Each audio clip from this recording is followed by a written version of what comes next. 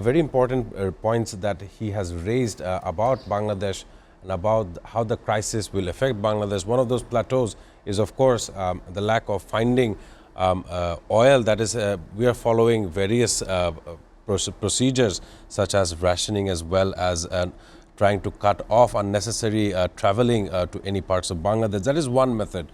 Another plateau would be the remittance inflows from the Middle East during such a war. As businesses close down in various parts of the Middle East, it is scary to understand how the remittances will flow into Bangladesh if there are any kind of business activity and growth. So that is the exact point I want to ask Kazi Shah, Muzakker, Ahmedul. What is your observations regarding this remittance issue as well? We have a huge population living in the GCC nations. Right.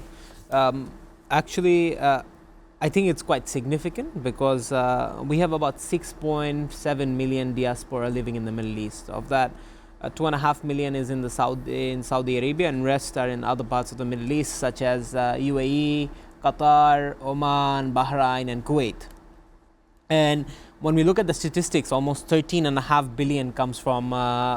We have received about $32 billion in remittance inflow.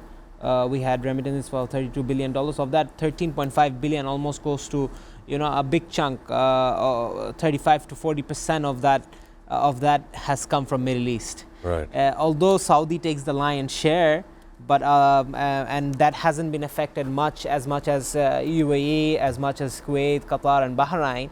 But that is a significant number. It is my assumption, although I don't have the statistics in hand, maybe 5 to 6 billion may be coming, or 4 to 5 billion, or maybe up to 6 billion is coming from those countries.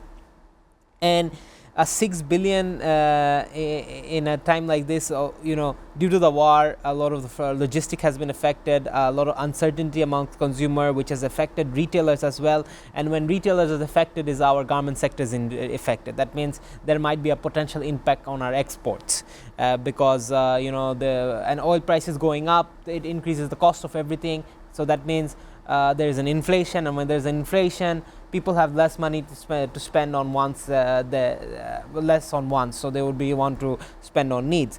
So, what I feel there is an impact on garments is also coming. At the same time, what we can see is an impact on remittance, and that will definitely give us and put us on a lot of pressure because these are the two main foreign currency earning sources for Bangladesh. And if we are not cautious, and if we don't take necessary steps now, we will have to face a bigger problem. But I think what I've heard, or what I've been hearing here and there, the government has already taken necessary steps to evaluate these matters because fuel is just only one part. But due to our trade relationship and our export trade relationship with Middle East and trade relationship with North America and our exports, I think there is a bigger impact on its way.